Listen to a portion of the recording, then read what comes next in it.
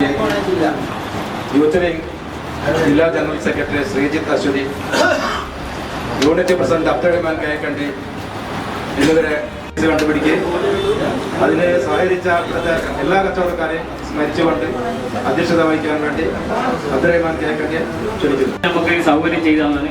പ്രത്യേക ഒരു നന്ദി അവരോട് പറയുന്നു.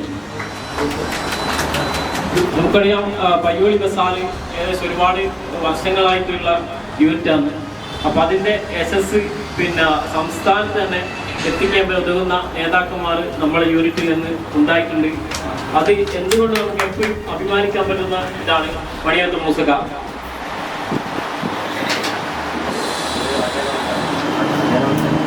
പുതിയൊരു കമ്മിറ്റി വരുമ്പോൾ ഉണ്ടാകുന്ന കുറേ പ്രശ്നങ്ങളുണ്ട്. നമുക്ക് അനുഭവങ്ങൾ കുറവായതുകൊണ്ട് തന്നെ എക്സ്പീരിയൻസ് ഇല്ലാത്തൊരു പ്രശ്നമുണ്ട്. അപ്പോൾ എന്തെങ്കിലും പോരായ്മകൾ ഏതെങ്കിലും മെമ്പർമാർക്ക് ഉണ്ടായിട്ടുണ്ടെങ്കിൽ നമ്മളോട് നേരത്തെ പറയും, എന്താവശ്യങ്ങൾക്ക് വേണ്ടിയിട്ടും ഏത് സമയത്തും ഈ 15 അംഗ എക്സിക്യൂട്ടീവ് കമ്മിറ്റി ആൾക്കാരായിട്ട് നിങ്ങൾക്ക് ഏത് സമയത്തും ബന്ധപ്പെടാം. മാക്സിമം പറ്റുന്ന പരിഹാരങ്ങൾ നമ്മൾ ചെയ്തു തരും. പറ്റിയിട്ടില്ലെങ്കിൽ മണ്ഡലം കമ്മിറ്റിയും വേണ്ടതായിട്ടുള്ള സൗകര്യങ്ങൾ, പ്രവർത്തിക്കാനുള്ള സൗകര്യങ്ങൾ ഇല്ലാത്ത രീതിയിലാണ് മുന്നോട്ട് പോകുന്നത് എന്നാണ് എനിക്ക് മനസ്സിലാക്കാൻ കഴിയുന്നത്. കോഴിക്കോട് ജില്ലയിൽ 100 കണക്കിന് ഓഫീസുകൾ സ്വന്തമായിട്ടും അല്ലാതെയും പ്രവർത്തിക്കുന്നുണ്ട്. കോഴിക്കോട് ജില്ലയിൽ അതുപോലെ തന്നെ ഏകോപന സമിതി എന്ന ഈ പ്രസ്ഥാനത്തിന്റെ കീഴിൽ ആയിരങ്ങൾ അണിചേർന്നിട്ടുണ്ട്.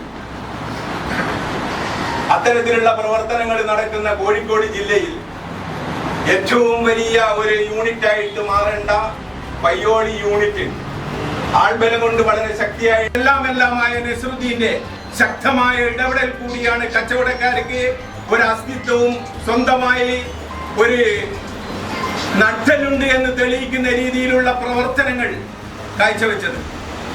ഇന്നലെ വരെ കൊടുത്തു. ഇന്നുണ്ട് നാദാവർക്ക് മരണപ്പെട്ട 2 വ്യാപാരികൾക്ക് ഇന്ന് 4 മണിക്ക് അവിടുത്തെ MLA നമ്മുടെ ജില്ലാ പ്രസിഡന്റ് നടത്തിക്കൊണ്ട് എന്നെ അവിടെ ക്ഷണിച്ചിട്ടുണ്ടായിരുന്നു. ഞാൻ ഇവിടുത്തെ പരിപാടി ഉള്ളതുകൊണ്ട് ഞാൻ നാദാവരത്ത് പോക്ക് ക്യാൻസൽ ചെയ്തതാണ്.